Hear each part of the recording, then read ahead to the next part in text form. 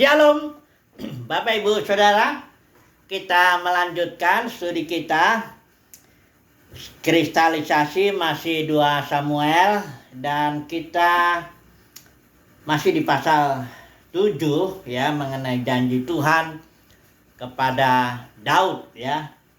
Dan kita kali ini secara khusus akan mengambil tema mengenai keturunan Daud, yaitu Mesias ya.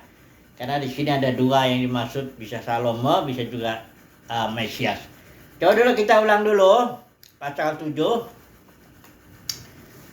Janji Tuhan kepada Daud ya. Yang pertama dikatakan di ayat 9 bahwa aku membuat besar namamu seperti nama orang-orang besar yang ada di bumi. Jadi ini secara khusus berkat Tuhan untuk Daud, atau janji Tuhan untuk Daud, bahwa Daud akan memiliki, artinya namanya besar seperti nama orang-orang besar yang ada di bumi. Itu pertama ya. Yang kedua, Daud dikatakan di sini, aku akan membangkitkan keturunanmu yang kemudian, anak kandungmu, dan aku akan mengokohkan kerajaannya. Dialah yang akan mendirikan rumah bagi namaku, maksudnya bait suci ya, gedung itu ya, yang karena rencananya Daud memang ingin membangun itu, tapi Tuhan bilang anak kandungmu yang akan membangunnya. Ini janji Tuhan yang kedua ya, dan digenapi oleh Salomo, di mana Salomo membangun bait suci. Kemudian yang ketiga, janji Tuhan kepada Daud itu ada di ayat yang ke-16. Keluarga dan kerajaanmu akan kokoh untuk selama-lamanya di hadapanku. Tahtamu akan kokoh untuk selama-lamanya. Ini bicara bukan hanya keturunan, tapi kingdom, kerajaan, tahta, otoritas ya. Itu akan kokoh selama-lamanya. Nah, ini digenapi janji ini tentu oleh keturunan Daud yang adalah Mesias ya. Orang Yahudi tahu itu, dan orang Yahudi menanti-nantikan Mesias itu yang adalah keturunan Daud. Kerajaannya itu dikatakan akan kokoh untuk selama-lamanya ya. Yang kita sudah bahas kemarin itu, bahwa kerajaan Mesias itu akan menaklukkan segala sesuatu. Perluasannya itu tidak akan ada akhirnya ya. Nah, sekarang kita akan fokus dulu, lihat dulu ya ucapan syukur Daud ini. Daud setelah mendapatkan janji Tuhan ini ya, tentu dia mengucap syukur luar biasa ya.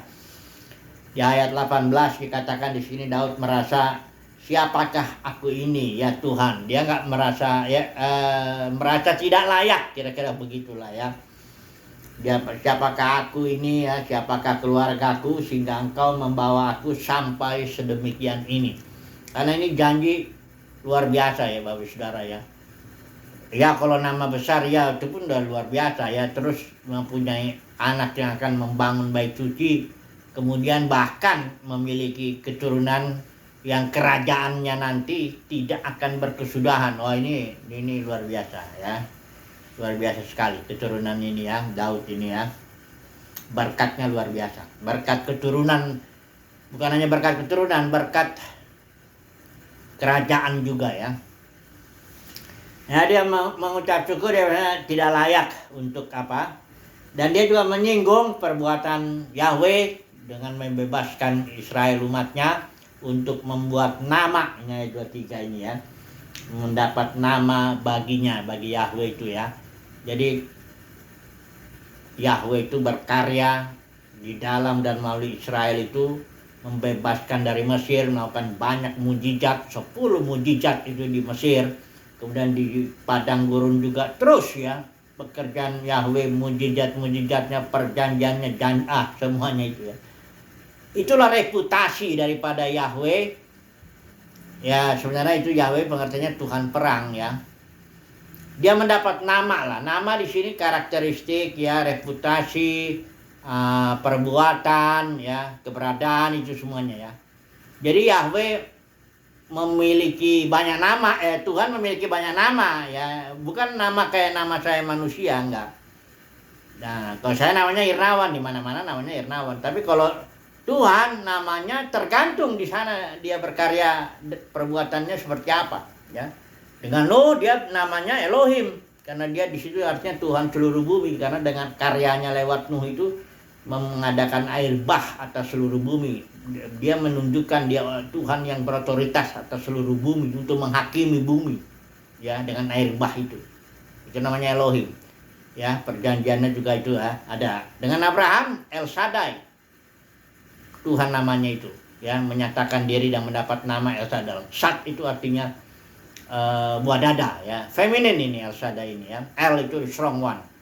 Nah, itu karyanya kepada Abraham kan membuat Abraham beranak cucu menjadi bangsa. Nah, itu yang namanya beranak cucu, beranak itu ya, itu kan feminin ya. Jadi namanya itu. Kalau Israel maskulin ya. Yahweh itu maskulin. Artinya Tuhan perang.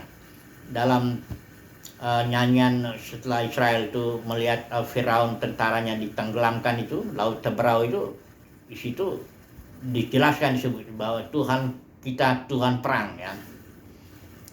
Kalau nanti kita antara El Elyon ya namanya ya, kalau sudah lihat nanti ya, karena Yesus itu imam besar menurut aturan Melkisedek, dan Melkisedek ini adalah imam bagi El Elyon, the most high God, Elohim yang maha tinggi, yang memiliki otoritas di atas segala sesuatu. Itu sebabnya Yesus sebagai putra El Elyon ini, ketika dia menyelesaikan tugasnya mati bangkit, dia bilang segala otoritas di sorga di bumi telah diberikan kepadaku. Nah, kita gereja juga memiliki otoritas ya, ketika nanti Tuhan sudah datang menegakkan kerajaannya di bumi ini. Jadi nama Tuhan itu adalah karakteristik Tuhan, perbuatan Tuhan, reputasi Tuhan ya, keberadaan Tuhan itu ketika dia membuatnya dengan cara berkarya dalam pribadi atau dalam satu komunitas. Itu disinggung oleh Daud dalam doa syukurnya ya. Karena nanti Daud itu mengingatkan Tuhan akan janjinya dengan maksud supaya nama Tuhan besar. Coba perhatikan di sini ya. Ayat yang ke-26 ya. Dia ayat di atasnya itu dibilang, sekarang ya Tuhan, tepatilah untuk selama-lamanya janji yang kau ucapkan mengenai hambamu ini dan mengenai keluarganya.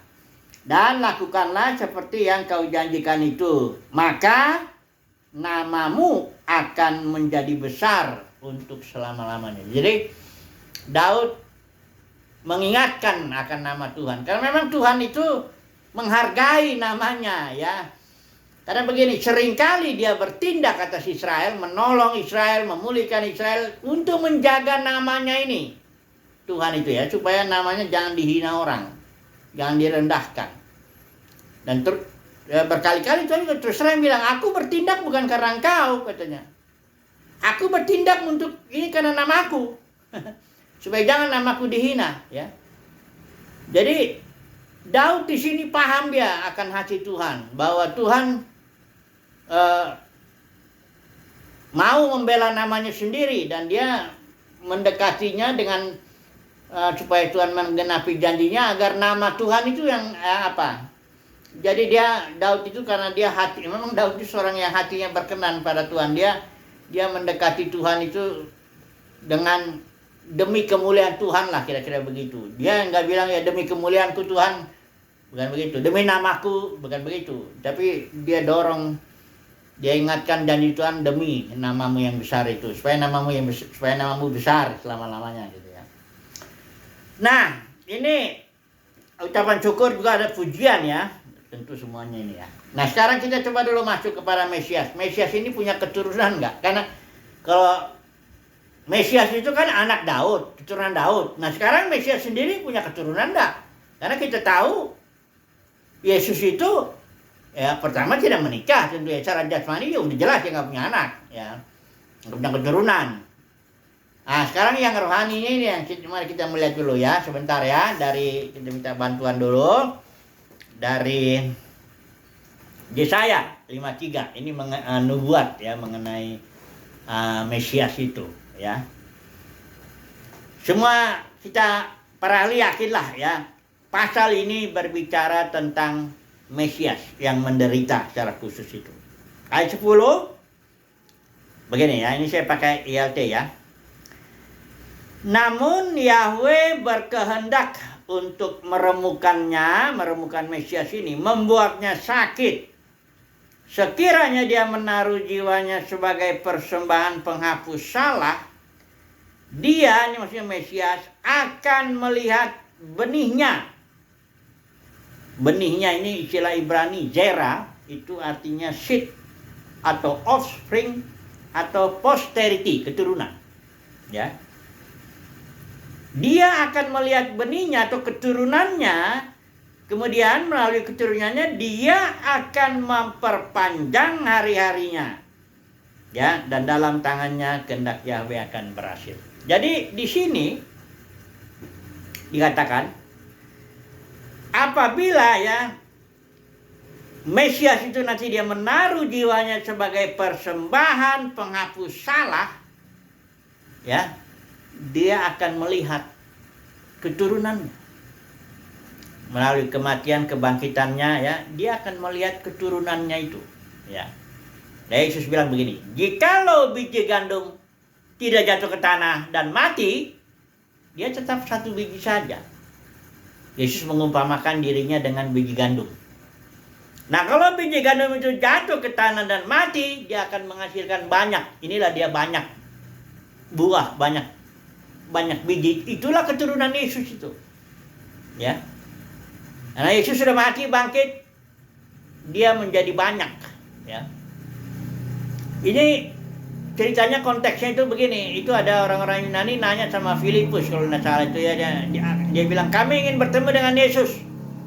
Terus Yesus menjawabnya seperti ini, agak seperti nggak nyambung, padahal maksud Yesus begini, engkau nggak usah ketemu dengan aku, nanti aku akan jadi banyak, ya, aku akan memiliki keturunan jadi banyak. Kalau biji gandum, tapi harus mati dulu. Nah, itu makanya Yesus bilang, jikalau biji gandum nggak jatuh ke tanah dan mati, ya tetap satu. Tapi kalau nanti banyak, udah mati, bangkit, dia jadi banyak. Engkau akan melihat aku, ya, melalui dan di dalam murid-muridku itu, di dalam keturunanku itu. Engkau lihat aku, karena aku memperpanjang hari-hari melalui dan di dalam keturunanku itu. Jadi hari-hari Yesus memang secara jasmani dia hidup 33 tahun, barangkali 33,5 tahun barangkali. Tapi Yesus sampai sekarang masih ada. Yesus ya. Ya.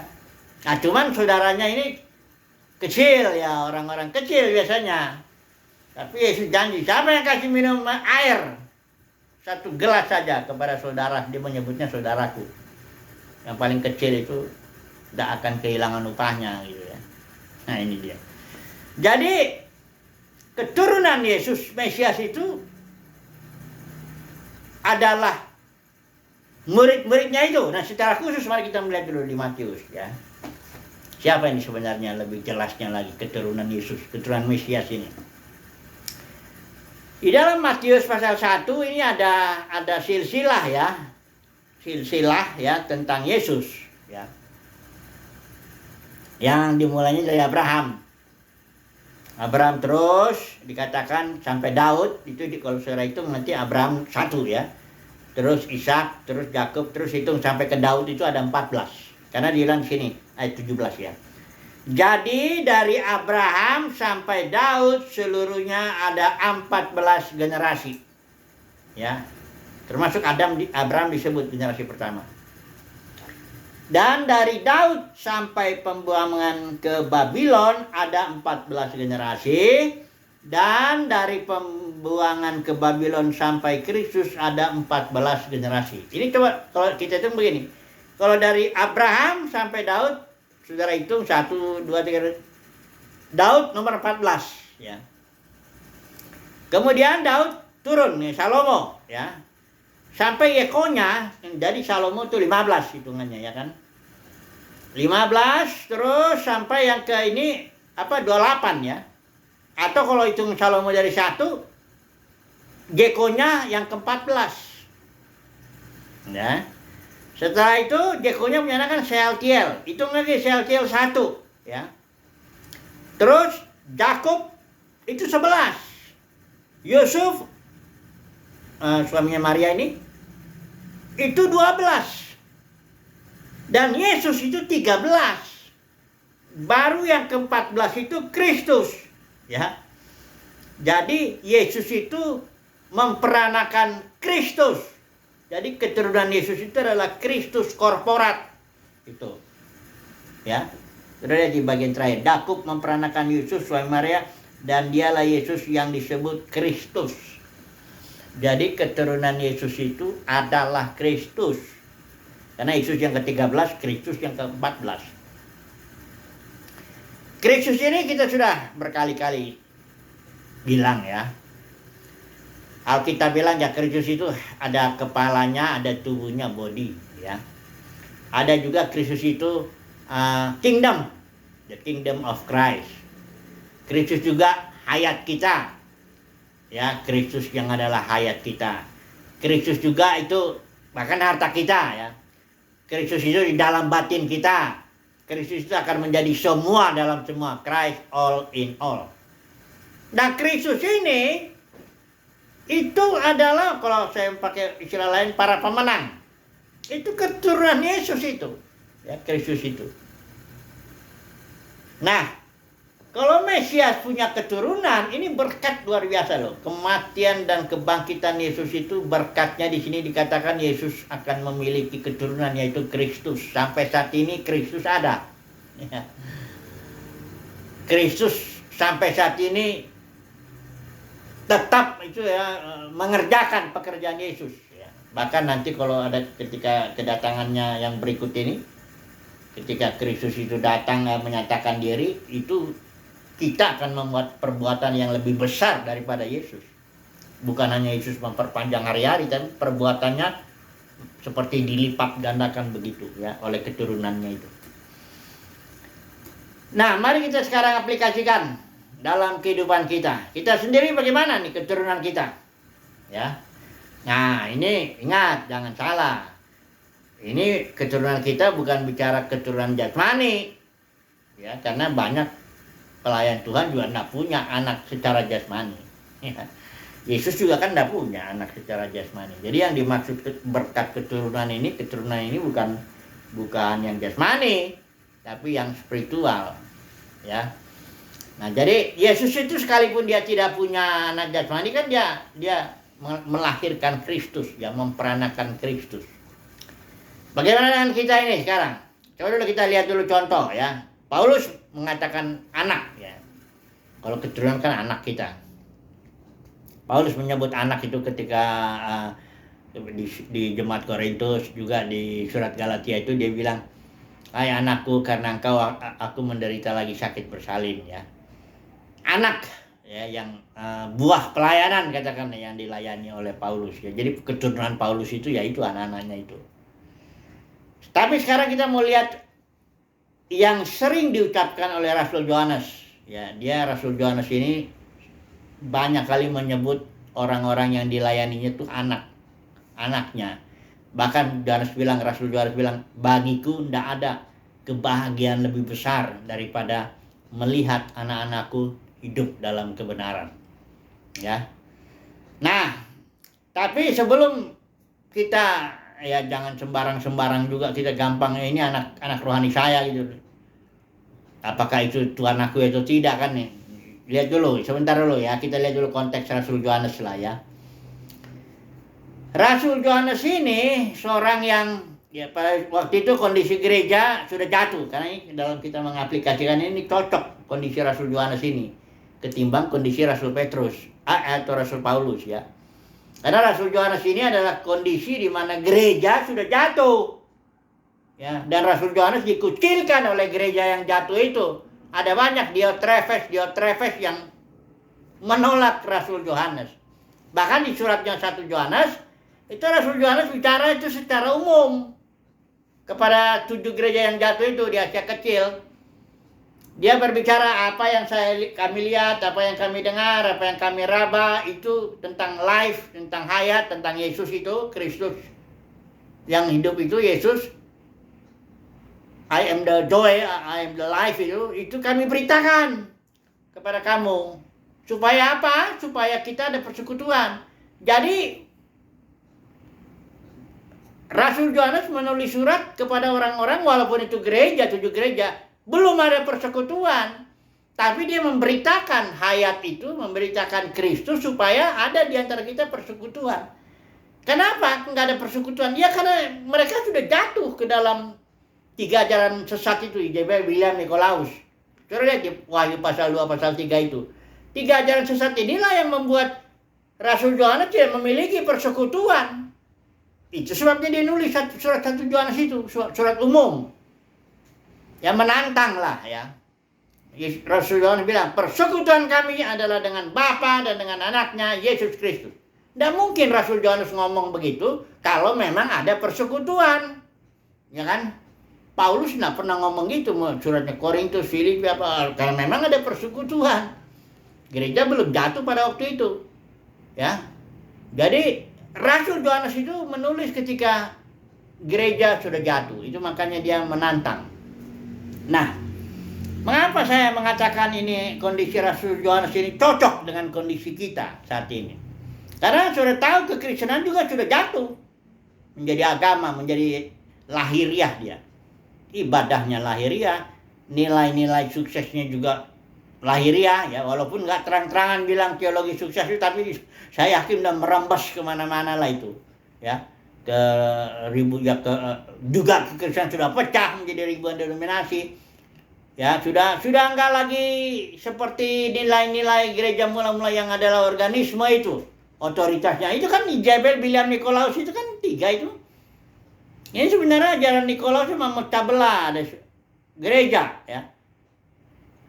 Bileam itu dagang, ya.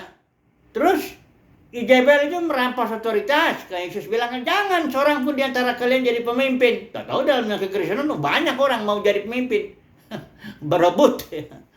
supaya punya otoritas untuk mengatur umat Tuhan. Ini 3 ajaran begini. Ini Rasul Yohanes nggak menyebut mereka ini anaknya, ya. Saudaranya itu yang bersekutu dengan dia, timnya itu yang tidak tercemar dengan ajaran Jebel, Bileam, Nikolaus, ya. Jadi kalau saat ini dalam konteks kita saat ini, ya, anak-anak yang bisa disebut anak-anak rohani itu, ya yang tidak tercemar lah dengan ajaran Jebel, Bileam, Nikolaus. Kalau dia juga tercemar di situ, itu sih biarpun kita melayani dia, ya itu nggak dihitung keturunan kita. Oh, dia bukan pemenang, bagaimana? Main uang, main jabatan, sikut sana, sikut sini, ini melayani atau cari untung nih, ya. Kadang-kadang bingung juga jadinya, ini bagaimana mau pemenang kalau cari untung? Udah gitu kadang-kadang mati timbul masalah. Bahkan kadang-kadang bapak dengan anak, pernah dalam kekristenan bisa terjadi itu. Sampai pengadilan, ya, masalah gedung, masalah uang, masalah jabatan. Ini nggak bisa dibilang anak kita, ya. Artinya kalau kita melayani dunia kekristenan itu harus belajar dari Yohanes dalam posisinya, jangan di dalam, jangan kita juga ambil bagian dalam ajaran Bileam, Nikolaus, Jebel. Berarti kita nggak akan punya keturunan. Berkat keturunan ini nggak gampang, Bapak Saudara. Kita harus belajar seperti Rasul Yohanes, berada dalam posisi di Pulau Patmos, dikucilkan. Kita kenapa dikucilkan? Karena firman Tuhan. Rasul Yohanes bilang begitu, bukan karena Kaisar Roma, tuh nggak ada urusannya itu. Rasul Yohanes dikucilkan karena firman Tuhan. Ketika dia menyampaikan firman tidak bisa didengarkan. Makanya Rasul Yohanes bilang, mereka yang berasal dari dunia, kalau bicara mereka didengarkan. Kalau kita, siapa yang mendengarkan kita? Itulah dia orang yang kenal Tuhan, kata Rasul Yohanes begitu. Jadi, untuk mempunyai keturunan dalam konteks dunia kekristenan yang udah jatuh oleh 3 ajaran ini, untuk mempunyai keturunan itu, ya, kita sendiri harus berada di luar sistem itu. Kita sendiri tidak boleh ambil bagian dalam ajaran Nikolaus, Bileam, dan Jebel. Kita sendiri tidak boleh merampas otoritas Tuhan. Kita betul-betul harus jadi hamba, doulos, budak, tidak punya otoritas apapun, tidak punya jabatan apapun. Itu memang harusnya gereja organisme, harusnya begitu. Kalau sekarang ini penuh dengan uang jabatan, itu sikut sana sikut sini, itu bukan gereja, itu denominasi. Pecahan gereja itu. Jadi puji Tuhan lah, kalau saya yakin ya memang benar umat pilihan Tuhan pastilah mendapat kasih karunia untuk mendapat berkat keturunan. Kita akan melayani anak-anak rohani kita betul-betul adalah orang-orang yang seperti kita juga tidak ambil bagian dalam ajaran Bileam, Nikolaus, dan Ijabel. Orang-orang yang tidak ambil untung dalam pelayanan, ya, jangan cari makan dari situ. Ya enggak salah untuk menerima berkat kalau ada orang digerakkan Tuhan. Tapi kalau jadi masuk dalam struktur jadi kayak dagang, dapat gaji, dapat jabatan ini, itu namanya bukan melayani. Itu mah kerja, ya. Kerja kayak apa? Memang kekristenan ya itu pendeta maksudnya jadi profesi. Cari makan, cari uang, cari jabatan di situ. Nggak bisa itu nggak dikenal dalam organisme gereja mula-mula tuh, nggak dikenal yang begitu. Sekali lagi, jadi kalau kita emang mendapatkan kasih karunia lah, katakan begitu ya, untuk punya keturunan maksudnya yang spiritual, maka kita sendiri harus berada dalam posisi seperti Rasul Yohanes di Pulau Patmos, ya di luar sistem itu. Dan dia melayani, ya. Memang banyak ditolak, ya itu berarti bukan anaknya nih yang nolak dia. Kayak Diotrephes ya bukan, tapi kan ada Gaius.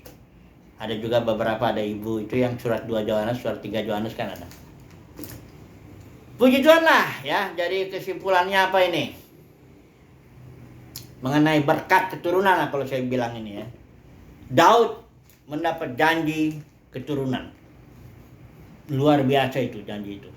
Bukan hanya keturunan, tapi kingdom kalau Daud ini ya. Turunannya itu raja, tahta. Ya. Nah, Mesias juga begitu. Keturunannya Kristus. Yesus itu punya keturunan itu Kristus. Yang akan menjadi Tuhan dalam semua. Nah, kita sekarang sebagai bagian dari anggota Kristus, sebenarnya ya buah kita ya Kristus juga ya. Ya, kita belajarlah kesimpulannya seperti Yesus mati, bangkit, next. Nah, duduk sebelah kanan Bapa dalam arti mengalamilah pengalaman bersama dengan Yesus itu, ya. Nanti kita akan menghasilkan orang-orang seperti kita juga, secara khusus dalam kekristenan yang tidak terlibat dalam ajaran Bileam, Nikolaus, dan Ijabel. Jadi gimana kalimatnya ini? Kesimpulannya. Semoga kita dapatlah berkat keturunan ini, ya, bukan keturunan jasmani, tapi keturunan spiritual yang tidak tercemar lah oleh ajaran Bileam, Nikolaus, dan Ijabel. Haleluya, amin.